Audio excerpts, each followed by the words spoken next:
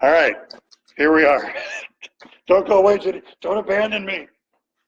Ginny, why don't you tell the folks at home tell them about the guitar you built, because that was a great way to start this. What is that 2 years? No, let's see.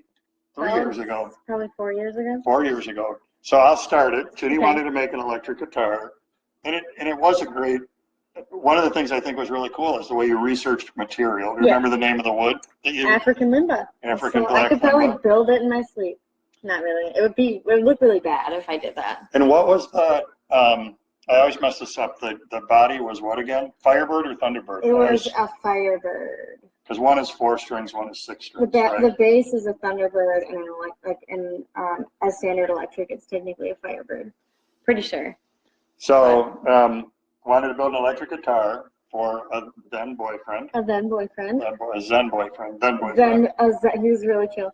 It was a good experience though. It was, and we cheated a little bit on the neck. We ordered a neck on Amazon. Well, the thing with that though is, if we decided we wanted to hand do a neck, the odds of it getting messed up were just so much greater, and that could have affected the neck. We didn't want to fret over it, and it could have affected the sound quality. It could have affected future playing. It could have broken easier if we had decided to hand do the neck. And there was a lot of work in just making the body. It was very interesting. Yeah, and trying to individually drill out the holes for the electronics. Can't remember. It was interesting for me because I had a CNC in here, but it had only been in my shop for like 2 months at the time. Yeah. So what I know today, these many years later, is that an electric guitar body would be an absolutely perfect CNC project. Yeah, easy peasy. But at the time, I was so paranoid because that black limba was uber expensive. Yeah. And if we loaded that onto the CNC and screwed it up, that would have been muy malo. Embarrassing. So I did use the CNC to make some templates with which to make the recesses for the electronics. But really everything else, bandsaw, right? Bandsaw it to shape. Yeah. And then handheld router to make the pockets. And sanded it and stuff. Yeah. But it was a good experience. We put some Seymour Duncan pearl pickups in there. Humbuckers. Right, I think they were called. I think the electronics cost more than a mortgage payment. Yep. Yeah, the electronics are more than the guitar. And you did a real cool job shaping the neck, or the shaping the head, I mean. Yeah, I tried to do more of the Fender shape and the classic shape for that versus I can't remember any of the names now, versus a Gibson, which has the standard square. I wanted to do the more Fender because it's more unique, but it's a little bit more narrow, and then put all the tuners on one side. Yeah, it was fun. And it has subsequently been played by a lot of artists. And a lot of musicians who on live music and stuff too for concerts. Gave it a lot of kudos. They like it a lot. I hope so. I've been told the pickups that we got are actually better for in-studio recording than for live shows, which is because I think it's because the strings that we used and stuff. Because it's a little softer and it has a smoother overall sound versus. That's news to me. I didn't know that. Yes, I found that out recently. So. All right. Well, anything else about woodworking or otherwise you want to tell the folks at home about maybe how great your dad is? I mean, if I was confronted with my favorite woodworker, I mean, I think I should. Time to go. So normally Ginny's the camera gal for these kind of events, and tonight we would be hosting this live on GOA and YouTube, but technology got the better of us there. So you can hang out and get me stuff. That would be handy. You want to do that? Yeah. Okay. So we do have some questions. So let's see what's happening here. Putting together a complex piece of furniture, do you suggest staining before gluing? If you can, yeah. So the $100,000 question is. I got it. So I think I can answer this. Bill might want a serious answer, but go ahead. So if you stain it before you glue it, that's good, because then if you take it apart later, everything is the same color. And why would you disassemble it? I'm just saying it's helpful. Okay. It's helpful. In your head. It's just a helpful thing to do. But, I mean, it's a risk, because what if the glue and the stain don't get along together? Well, and thank you that's a wonderful segue, because glue and stain don't get along well together. So I know what I'm talking about. when you pre-finish, it's a great idea on a complex piece. You got to make sure that you stay away from the joints, because if you get finish in there, then your glue won't bond. But yeah, I've done a number of pieces of furniture that way, and it's a lot easier to do. So good question, Bill. What's the most embarrassing mistake you've made? Oh, it's a great one. I was doing a metal bar top, a galvanized metal bar top for a restaurant here in Wisconsin, and went there and I measured the bar and I wrote the numbers down. As one does. As one does.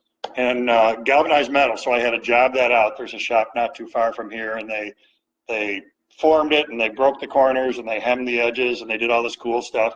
So I took the two pieces back. There's a left and a right.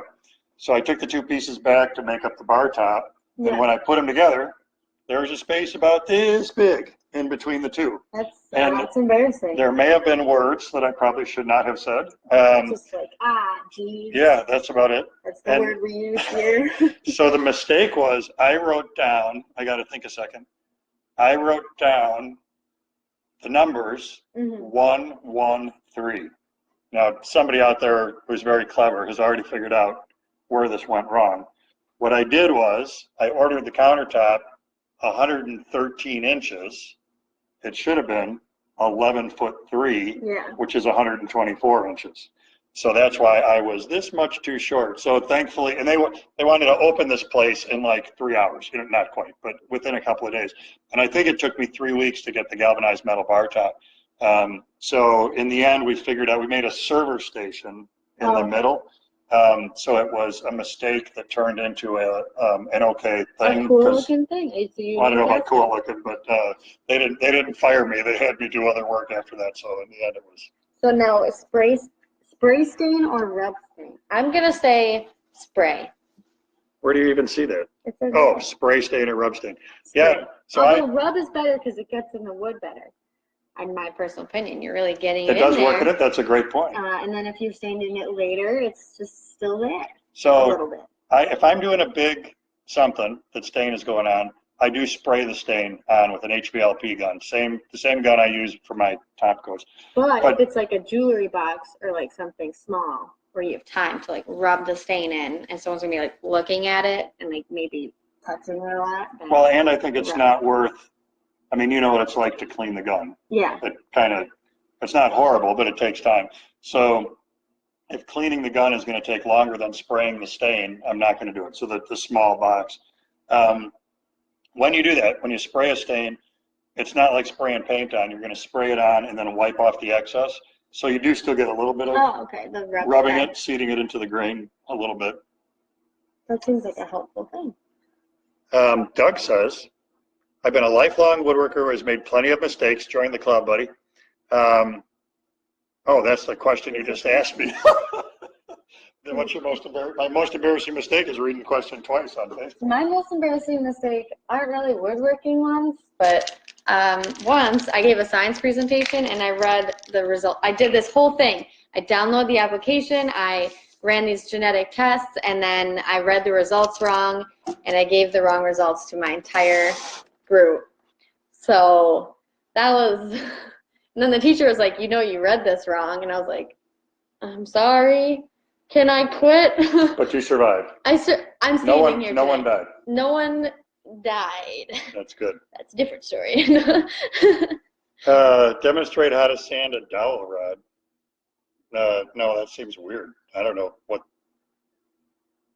I don't know, but okay. So do you prefer using larger machinery or always like hand doing everything, like hand saws, hand carving? As you are aware, and maybe not everybody else is, I did teach nothing but hand tool stuff with Peace Corps in Africa for a little over 2 years, and I enjoyed that. My training is all as power tool woodworking. So when I got there, holy buckets, that was trial by fire. I had to learn hand tool stuff really, really, really fast. The kids were great. The older kids taught me a lot of stuff. So I learned to cut dovetails by hand and mortise and tenon by hand, and I really enjoyed doing it. However, today, my common joke for this is that my hand tools are behind a plate of glass, and it says, "In case of emergency, break glass." If you have hand tool questions, I'm not your guy for that. I'll use a Japanese pull saw to flush cut a dowel or something like that. But when it comes to surfacing a big solid wood tabletop, it's not going to be a hand plane. It's going to be a drum sander, which I'm pointing to over there. Drum sander, table saw, bandsaw. Yeah, I'm way more of a power tool woodworker than a hand tool woodworker. Hand tool. But I kind of wish, I don't know, someday when I have time, I don't know when that'll be. I wish I was better at setting up a hand plane. I wish I knew some more of the intricacies of that kind of stuff. But today, where I'm woodworking to make a living, it would just be so slow for me to do stuff that way. But the Matt Cremonas and Jay Bateses who do a lot of stuff with hand tools, I really envy that. That's pretty cool. Pretty cool. And then with the Peace Corps stuff, you had like one big project that you guys did. And you want to talk about that? Well, so your mom and I did a playground. Is that what you mean? Yeah. So that was really your mom's project. Peace Corps encourages you to do service projects, and one of the things the school really wanted was a playground for the kids. So Emily got a bunch of donations put together, and then we got the kids involved. Yeah. And there were swings, and I'm kind of having was it like all out of wood? Because I feel like I saw a picture and it was all wood. Yeah, there were. So I remember there being big posts donated, and those all had to get painted with stuff so that they could get put into the ground. Yeah.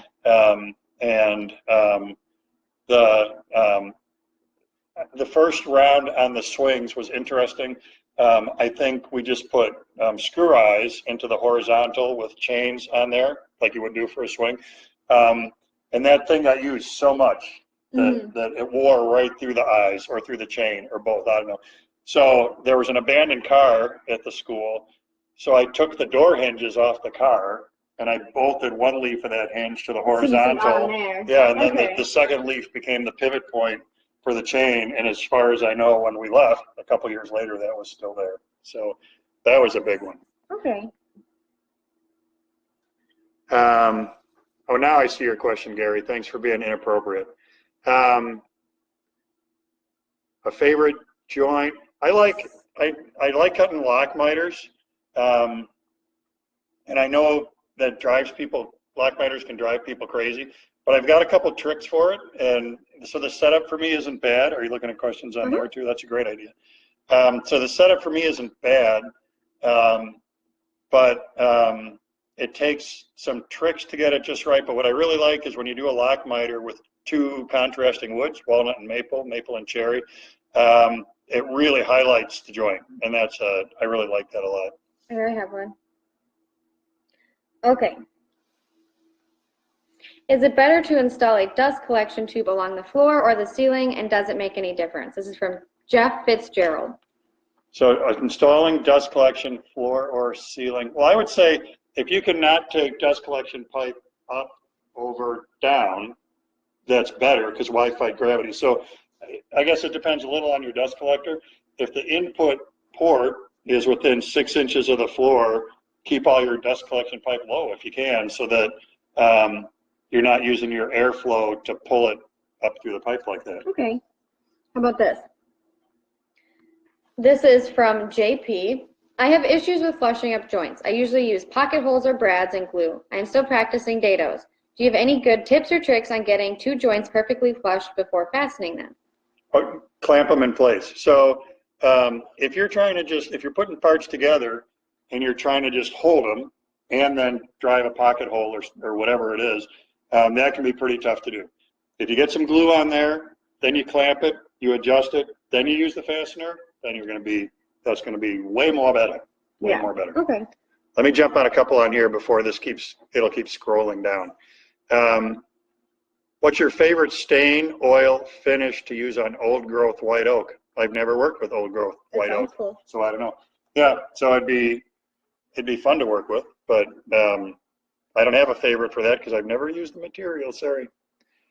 I do a lot of molding sanding, i.e. door molding refinishing by trade. What would be the best way to make my own custom profile sanding tools? Sponge sanding does not always give the best results. Thanks in advance. Best way to learn how to do miter cuts. So I got to get a prop, and I would send you for it Well, you might be able to find it. So next to the cabinet that all of the sandpaper is in, on the floor there's some raised panel doors, and there's a funky sanding block, if you can bring that back. I'm going to jump to the next question. Best way to learn how to do miter cuts? See if there's a place you can take a class. Some retail stores offer classes. No, that's not it. Jimmy's getting a visual aid from the other side of the shop. Yeah, it's kind of pinkish with a piece of wood stuck in it. I think it's laying there, but I could be mistaken. So for those of you who are joining us from the other live platform, thanks very much for being patient. And thanks to Tightbond for sponsoring our lives. They help bring this to you. So sorry for these technical issues that we have run into tonight. What happened, yeah, it's none of those. Yeah, I'll walk over there. You'll have to answer questions or something, and I'll run over there. We ran into tech issues where we had video, but we didn't have any audio. And it's pretty hard to answer questions if you can't hear what I'm saying.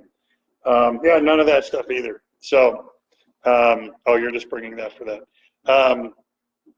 So in the end, we jumped to this Facebook platform instead. So hopefully this will work out for tonight. Hopefully we get that resolved before a month from today when we're doing all this again. How many different applications do you use for Bostik Glide Coat? And how long does a can last? Oh, so throw me that can. I saw this question, so I dragged this over earlier. That's from John. All right, John. So John's asking about Bostik Glide Coat, and I do talk about this stuff a lot. I use it on, what are you doing? We're not doing that one yet. We'll do that one next. Oh. This is a dry lube that you can use on your tools in order to keep parts moving more readily, and it'll also prevent rust. So let's talk about the rust thing. You might think, well, my tools never get rained on, so this isn't a deal. Just ambient humidity can easily be enough to start rust forming on tools. When Ginny did a semester of work study in the shop, and I believe one of your jobs was doing this to tools. And I blacked out most of it, so I don't remember. So with this stuff, you spray it on, and then when it flashes, when it dries, you quickly rub out the, you just buff out the excess that's still on there, and it'll seal up the cast iron so that it doesn't rust, and it also keeps things moving. So how many applications? Table saw table, bottom of the rip fence so it slides more easily, bar of the miter gauge, router bases, template on my dovetail jig. Just think of it in terms of any place where one part slides against another. This is a good thing to use. So basically anywhere where friction is occurring. Anywhere where there's friction, yep. And the benefit, one of the benefits we get from this product is it's not a silicone. You don't want to do this with silicone. Silicone can migrate up into your work, and how do you know that happens? When you go to put finish on, the finish won't stick. You get fisheye. You basically pre-finish the piece by getting silicone on it. So tool-specific products like this are a way better way to go.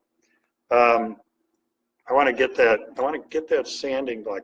Oh, somebody's watching from Belgium. That's kind of cool. That might be our first Belgian customer. I've never been there. No, nor have I. In Malaysia, that's a first one. I was close to there. Yeah, Jenny just got back from Taiwan. They had a lot of yellow ash. Just flew in from Taiwan, and are your arms tired? They're really tired. There's a lot of flapping. All right. I know there's a Rust-Oleum question on there, and you've already got the prop, so give us the Rust-Oleum question. It's not really a question. It was just kind of a comment. Bill, it says, thank you, George, for the information about the Rust-Oleum metallic spray paint. I was able to find it here, and it is, all caps, great. Thanks, Bill. That was very helpful. What Bill was commenting on, why don't you get your little plaque off the wall, please? This stuff is amazing.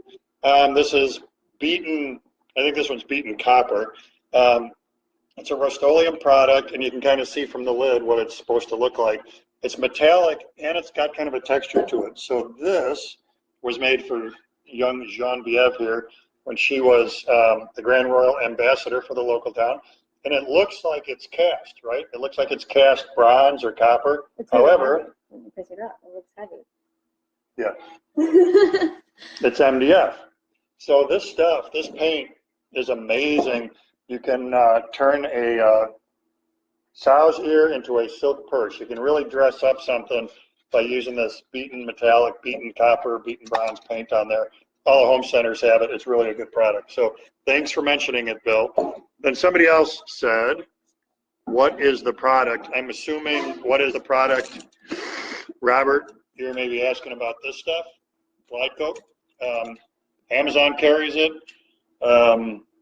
Stores like Woodcraft and Rockler, Woodworking specialty stores carry it. You're probably not going to find it at a home center. Do you have one there, or am I on? Exotic Long Island, the home of iced tea. That's where Mark is watching from. This one is where and how do you store your bits? What bits? Drill They're bits? talking about router bits? table cabinet is very similar to this person's, and they're wondering how you store yours. It is so unfortunate that we're not mobile with our camera. And I guess, well, you know what? The laptop's got a battery. We can pull this off, and then maybe I can find that sanding block thing too. So let's do this. I'm going to unplug. I did just get a new battery for my laptop. Isn't that serendipitous? So hopefully we can do this without making you seasick or car sick or shop sick or George sick. I don't know, or all of the above. I got to check my phone at some point. It's been buzzing like crazy, so I'm always afraid like somebody I know is texting me and saying there's a problem with the broadcast or something. Yeah. So I'll show you what I do with my router bits if I can get to it. Hold, please. Here. Yes. Thank you. We're dangerously close to router bits. Wow, so clean. Yeah. All right. So let's see. Oh, if you really had like a camera instead of a webcam or a laptop. The key to this is, see how easily that bit comes in and out of these holes, and there's a tray in the drawer below this with 1/4 inch holes in it. The key to this is I did not drill these on a drill press. I did them on my CNC. I cheated. And these holes are not 0.500, a half inch. They're 0.503. And that's what makes everything slip in and out of there real easily. Recognizing that not everybody has a CNC, let me show you something else. There are commercially available trays, and I've got one over here. Now you get to see the rest of the shop, and thankfully it's not too messy. Thank you. Not that. Here's one. All right, so in this case, this is a product I bought commercially.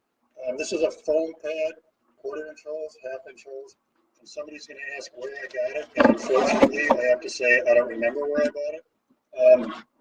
It's been in this drawer since forever. But similarly, because we're in foam, the router bits slide in and out pretty readily. You don't have to fight them. So for this, I would just Google, I guess, router bit tray, foam router bit tray. Probably if you just do router bit tray, you're going to get close. All right, let me see if I can find the thing I was thinking about for answering the sanding block question.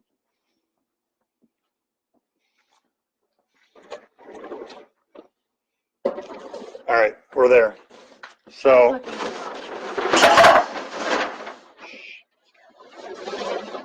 thank you.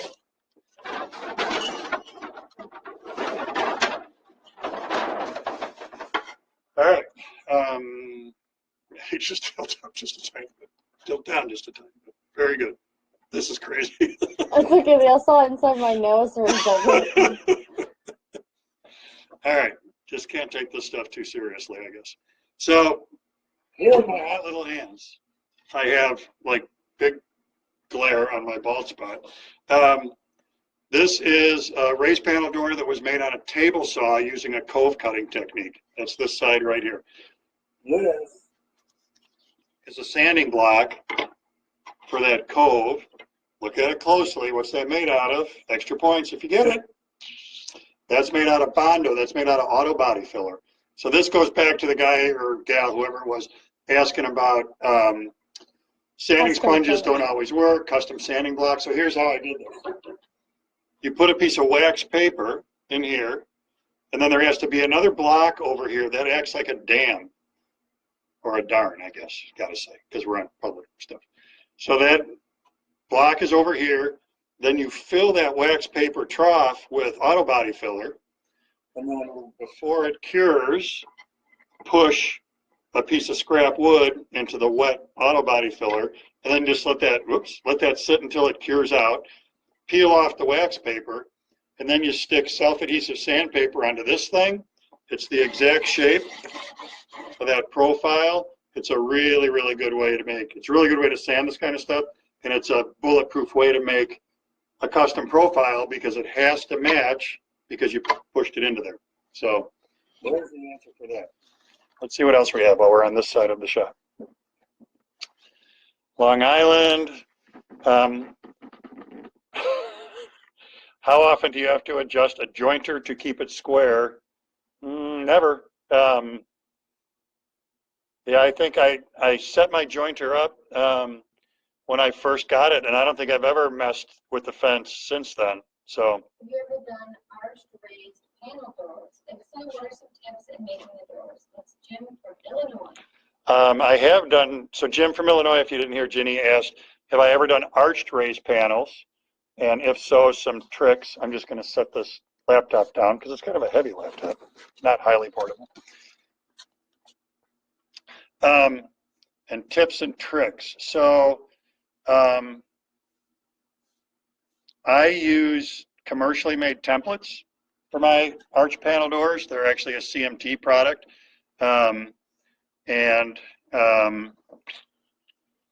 That is big. I'm trying to narrow this down. I mean, making cathedral top doors is a pretty complicated process. We do have video on GOA. I guess here's my thing. Here's what I'm going to say. Go on WWGOA.com, upper right-hand corner, there's a search bar, and search cathedral raised panel doors. This would be a great topic for us to do maybe as a live sometime, if we do a topic specific live, because there's so much we can talk about. But there are a lot of ins and outs to making it work, and keeping it safe is the other thing, because of the way the arch top rail works and because of the way the arch top panel works. So there's really nothing I can verbalize in it short. We really need to be on a router table showing you stuff is the right way to answer that question.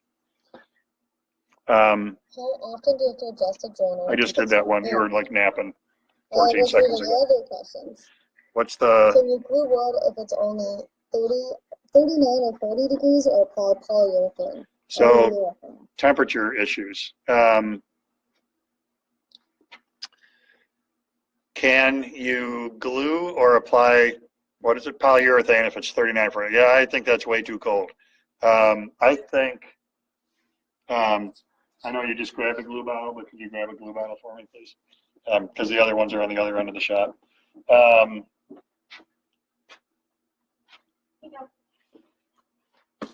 right, on this glue bottle, it says don't apply below 55 degrees. So there's your answer, straight from the manufacturer. Straight from our sponsor. If you cannot afford a high-dollar 10-inch saw blade, what brand is a good middle of the road? That's from Dave. I've had pretty good luck with the Freud Diablo stuff. That's just off the shelf at Home Depot. They make circ saw size and 10-inch table saw blades. So those have worked well for me. And then would you pour fair pan before starting it? Staining it? If yes, with what? So it's a great trick on getting a uniform color on stain is, and you actually did this, but you may not remember on a project we did. You shellac it first. De-wax shellac. So can you, out of the finishing cabinet, Jeannie, please get seal coat. With one shelf up to where you is. brownish pan to right in front of your right hand. That's the stuff. Shellac is the stuff made out of bug poop. So it's weird. Like you can't hardly imagine this can work, but it does. So woods that are prone to getting blotchy, like pine, maple, and birch, when you stain them, if you seal it with de-wax shellac, and Zinsser seal coat is a de-wax shellac, you seal it, scuff the shellac ever so lightly, and then stain over the top of it. It'll give you a wonderfully uniform coat of stain on there. It's really, really a great way to go. Do you have any recommendations for a resin epoxy you would use to fill a slab tabletop with a few open knots and character spots? Then I can apply a low sheen varnish over the top. And that's from Jake Martin. Well, I just get, the last time I was doing, the last tabletop, well, in fact, we can go look at a tabletop. I did a table for Jenny's sister, Megan, and I just used standard 2-part epoxy off the shelf at a home center for that. Let me, gonna kind of point you up toward the light there. Sorry for the glare. I'm just trying to remember. I was looking at, I've got a tabletop here that's got some voids in it, but they're little. So I use CA glue on those. But I would just use, you could just use regular 2-part epoxy. Now here's the deal. That stuff, to buy it in the 2-part tubes like that is a little pricey. So I haven't tried this yet, but I'm about to. I just bought this stuff, and I can show you why I bought this. So I was using epoxy, like by the boatload, and like I said, it's just so expensive to buy it in those hypodermic syringe gizmos. So I got this stuff off of Amazon, and it's a lot less expensive to buy it this way. It's 2 parts, and you pour them together. So the reason I did this, let's see, if you just angle this way a little bit. I'm working on this bowl, which is a barrel.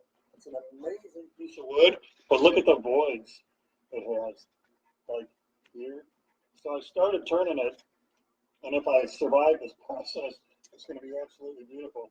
But I stopped when I realized I had to get something in these voids or it's just going to blow up immediately. So I started that process by getting, like I said, just a syringes of 2-part epoxy, and it was making me crazy because it was costing me a fortune. So now I ordered that stuff from Amazon, and I'm going to use that to do the rest of the fill on this. But any 2-part epoxy table should be okay. Judy's like, what is this? Is the carrot in the stick with the horse or the thing or whatever? I can't read the questions. You're walking too fast. You're going to trip over dirt on the floor. All right. Hold, please.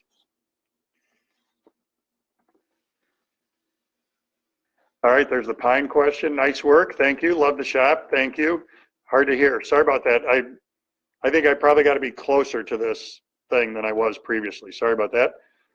Trying to tighten up an 1800s rocker. What is the best gauge of needle to use for injecting glue into a joint? I don't know. I've never done it. I'm not a refinishing kind of a guy. I've disassembled and reassembled a chair or two. But when I have, I was able to completely take it apart, clean up the joints, glue it all back together. So I don't know what bore needle would let you get glue into a joint. Epoxy recommendation, we just did that one.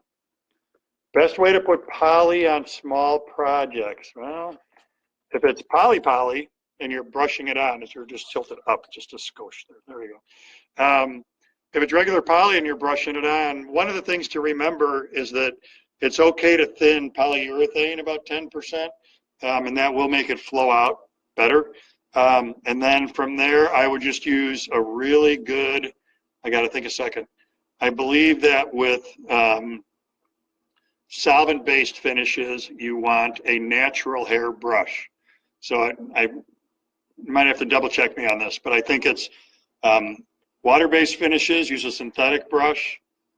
Solvent-based finishes, a natural bristle brush, which you can get at home centers like Home Depot. And don't skimp on the brush. Spend good money on a good brush, and that'll make things go better for you. Oh, like a knife handle. Well, I don't, so that's the follow-up to the question. Best way to put poly on small projects like a knife handle. I'd probably go with a wipe-on poly for a knife handle, and then you can use a good quality rag for that. The main table.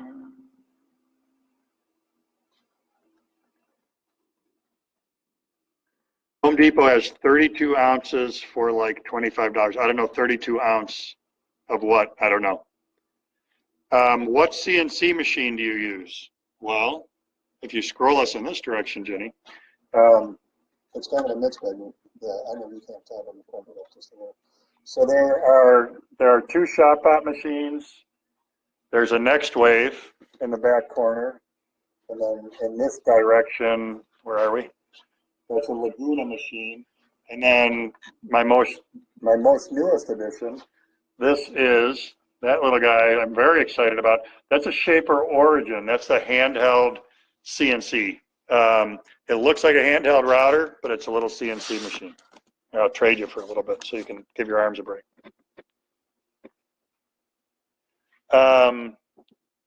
Question from Stan. I have a 1632 drum sander similar to the Supermax you demonstrated. Whoops, it's scrolling on me. I've had some issues with getting dark brown substance on the paper, and then it burns long streaks in the boards. Any suggestions or a cure? Seymour.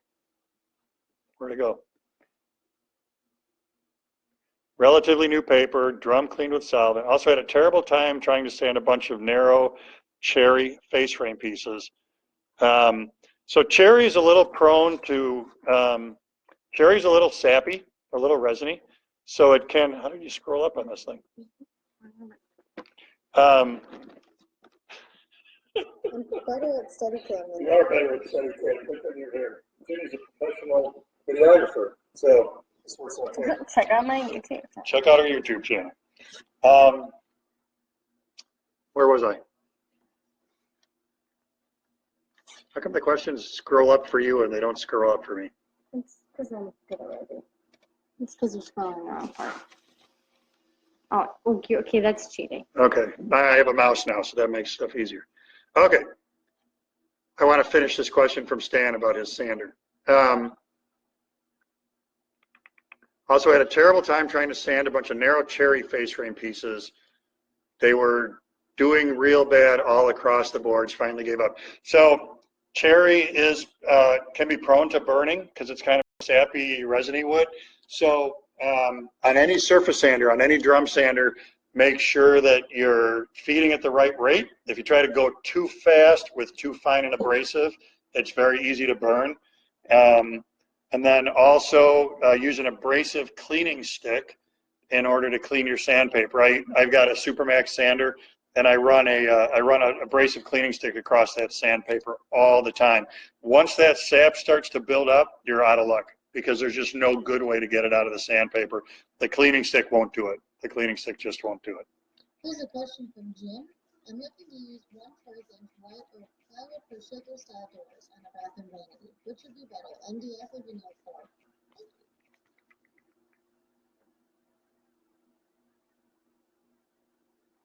Quarter-inch white oak plywood. Well, shaker style doors. So MDF core material is going to be a much truer quarter-inch.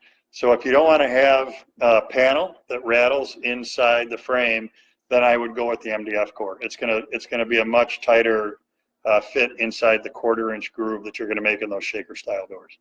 Here's another question from a different Chris. I want to start learning how to hand cut dovetails. I've seen a lot of videos, so I'm ready to start making some sawdust. I don't own a dovetail saw.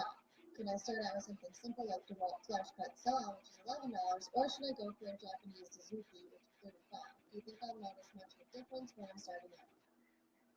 Japanese Suzuki, far and away. It's just it's difficult as it is to hand cut dovetails, and if you compromise the tool that you choose to use, I really think you're just going to make it harder. When I was doing hand tool stuff overseas, that was all with Western saws. I didn't use a Japanese pull saw until I got back and did dovetails. Oh my gosh, what a difference!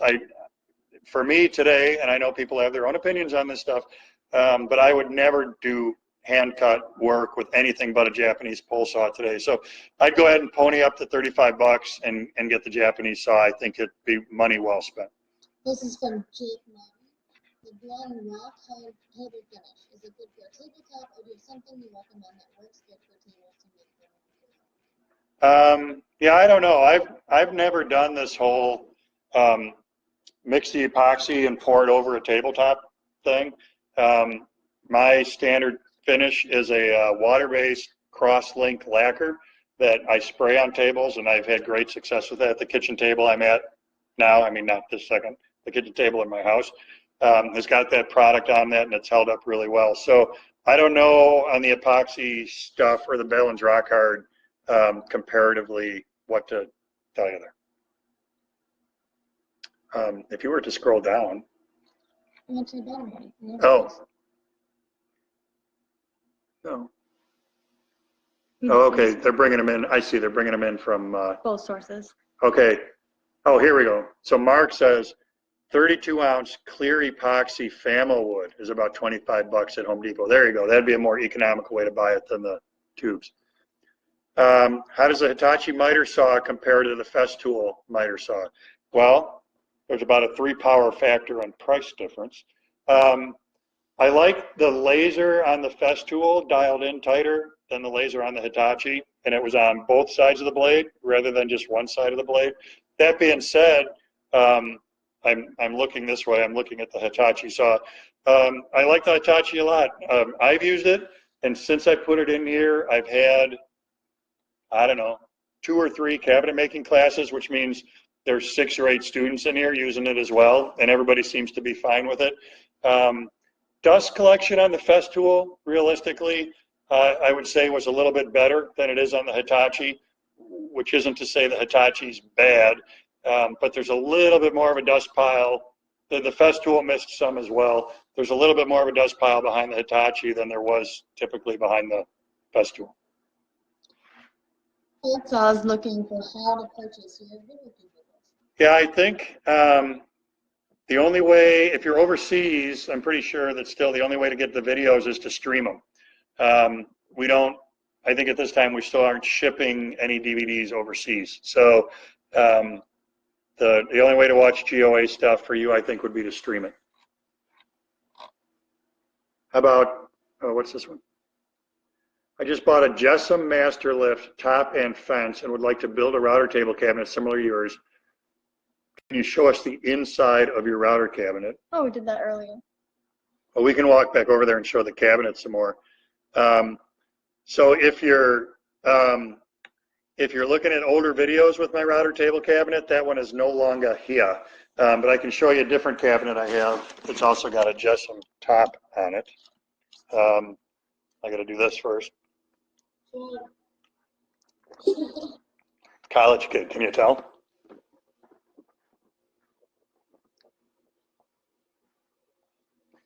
All right, so here's my other router table with the Jessam top.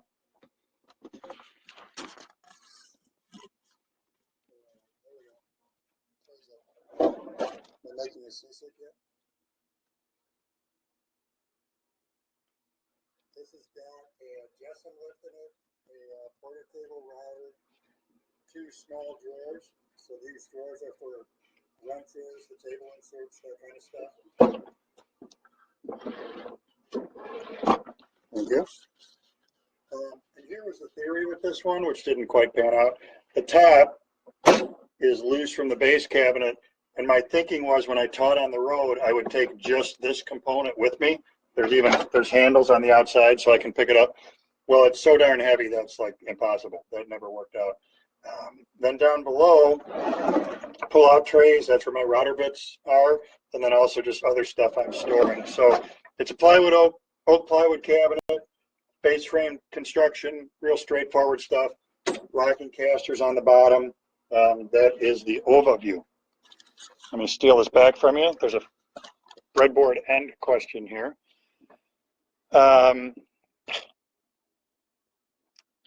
Need to check and see if there's correct vacuum CFM at the sander and find out if there's leftover sawdust. Well, that must be on the miter saw, Scott. Is that what you're saying? Need to check and see if it has the correct vacuum CFM for the sander. I find it's the leftovers. Oh, I get what you're saying. On the 1632 question, that's a great point. If you're not properly evacuating the sawdust, that's really bad for your sanding. You need to make sure, you do need to make sure you've got the right CFM on those things, and they do produce a lot of really fine dust. So that's a great point. Thanks for that, Scott. Vic, I'd like to make a table with breadboard ends. I don't have a Festool domino. Can I use biscuits or dowels? Biscuits taste better. Biscuits are delicious. I would go with biscuits. Although it's not going to last as long as dowel because it will mold pretty quickly. So. He's waiting patiently for a real answer. On a breadboard end, you really don't want to use biscuits or dowels or dominoes. You want to do a tongue and groove joint because you're gonna have a field of wood, grain going this way, and then you're gonna put on a breadboard end, grain going this way, and if you permanently fix those together, the field is gonna crack. You have to allow that field to float independently of the breadboard end, and that's why tongue and groove is a tradition for that. When you do that with a tongue and groove joint, and I'm quickly thinking here to see if I have a breadboard end here in the shop. I don't think I do. When you put that tongue and groove on there, you only glue it in the very center, and you let the rest of it float, and that's what allows that to work. So actually, none of those three, dominoes or biscuits or dowels, would be a great choice for a breadboard end. How do you feel we are, Ginny, on the other thing? Yeah, Andrew, the YouTube live isn't working, and we know that. That's why we had to migrate over here, because we had an audio issue. We had no audio, which is an issue. So that's why we jumped over to Facebook Live. Looking to upgrade to a new 10-inch table saw for under $1,000. I'm looking at Rigid, Delta, and Grizzly. Any suggestions? I haven't used any one of them, so sorry. I know you got the $1,000 budget, but I am such an advocate of safety that SawStop doesn't owe me anything, and I don't own SawStop anything. But if there's anything you can do to get a SawStop in your shop, the safety aspect, it's a wonderful saw with an amazing safety aspect. So if you can do that, great. Regarding the other brands, just do some Googling, see if you can find independent tool tests from other woodworkers on it, and go from there. But yeah, I haven't used any of them. I was going to ask on the regular GOA live. You think did we pick up all the questions there? Yeah, we answered all of them, I think. Okay. I think there was one actually. Let me pull One it we up. didn't get to? Yes, it was quite long. This is from Richard. He says, "Howdy from Texas. I have a round, solid wood table I bought a while ago, and the tabletop appears to have been made from edge-glued 2x6s. My teen granddaughter sat on the edge, and it broke off along a glue line. The pieces fit back together almost perfectly, even though the edges are not perfectly flat. Should I re-glue it and clamp it as it is, which is the easy method, or do you recommend jointing the edge of the table and the broken piece to make them smooth and then gluing? I would have to take the tabletop off to do this, and I would like to avoid this if I could. What do you think?" Yeah, so when stuff fractures like that, if it fractures cleanly, and it doesn't even have to be right on the glue line, I fixed a guitar neck that fractured, and it was just such a clean break. I just took those two broken pieces and carefully made them back together, clamped it, and it was good to go. So if you can close it without rejointing, yeah, do it. You'll be fine. It'll be good. Here's a question from Cloud J. "I'm in the market for a wood lathe. I owned a Jet 1440 VS. I don't know these words. Variable speed. For about 4 years, and I sold it last week. Now that I've sold it, I'm looking to buy another one. My eyes have seen two lathes that I have an interest in, the Laguna 1838 and the Jet 1640 EVS. I've read so many negatives about Laguna tools in general, especially their lathes. It's mostly because of the customer service. The Laguna lathe offers many more options with it than the Jet, but if it just comes back to it, if I have a problem, will the person on the other end of the phone be civilized? You've had both these companies' products. Which one would you suggest I consider?" So I guess which one, if you have both of them, which one do you like? I don't have the Jet, so Do you have a favorite lathe though? Is that, Well, I've got a Laguna Revo 1836 that I've had for a year or two, and I like it a lot. I haven't had any problems with it. That being said, I haven't side by side compared it to a jet. So that's, you know, I think it I'm a might be a statistic risk. of one. Yeah, it might be just a. And I know people have, in the past especially, people have spoken harshly about Laguna and their customer service, but I think Laguna has worked really hard to get on top of that. So I think, as far as I know, they've done a good job. That being said, I haven't had to jump on the phone and get anything fixed with them. So I have zero complaints about the Laguna that I have in the shop. I own 8 lathes, but one of them is not the jet you're talking about. And the Laguna is my primary lathe out in the main body of the shop. The other 7, I'm pointing to over here, come out when we're doing bolt turning classes in here, and I need the rest of the machines. But that's the Laguna is my primary machine at this point. I think this is the last one from Lawrence. I have an old off-brand 30-plus-year-old jointer inherited from my father many years ago. I've not used it so much, and I don't have a history with it. Recently, I've noticed small wave-like ripples after I make a pass. It's noticeable enough that I need to sand it to get the surface perfectly flat. Is this just a function of a cheap planer, or do I need to adjust or sharpen the blades? Yeah, so it's probably you need to sharpen the knives. So generally, you'll get ripples in the cut from a jointer or a planer because you're feeding too fast and not giving the knives the opportunity to just make their cut, or your feed rate is okay, but the knives are dull, and that's what's causing those ripples. So I'd pull the knives out and get them sharpened. I think that's all the questions we got from the YouTube. Well, from the YouTube, let's walk over here, and we can kind of, I don't know, we'll close this up, I guess, unless anything else trickles in.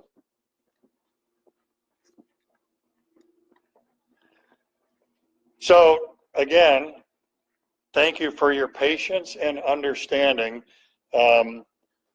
We started tonight, as we do on the second Thursday of every month, with our conventional live broadcast, which is done on YouTube and at WWGOA.com.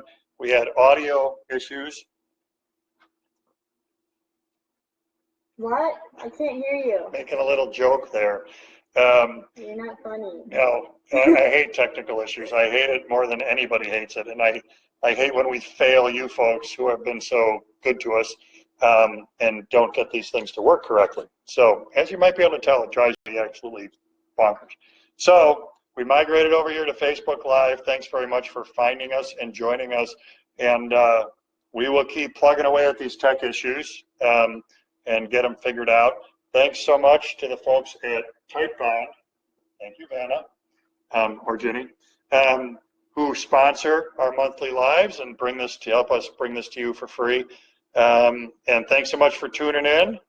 And I think other than that, any parting wisdom from you, college junior, about to launch into the world and do great things? I don't think so. Woodworking is cool. Well, but you say it like sarcastically, like you don't really mean it. Come on, talk more. Now you got to say something more positive about your experiences here doing stuff. I'm very flabbergasted, surprised every day at seeing what the CNCs can do, and I think that's a very interesting aspect of woodworking, and whether or not hand tooling is going to continue to be popular with the technology that we are coming across now. And I'm wondering how long it's going to take for tools to just build 2 chairs really fast. Like in a shop. It happens now. Like in a shop. In a hobbyist level. Yeah. All right. Well, thanks, Jenny. Thanks for helping out so much. And behind the scenes, thanks to Anya for running the stuff that you can't see back behind from here. And thanks to all of you for tuning in is what I meant to say. And now I'm going to turn in because I guess I'm tired. So that's it. We'll see you, folks.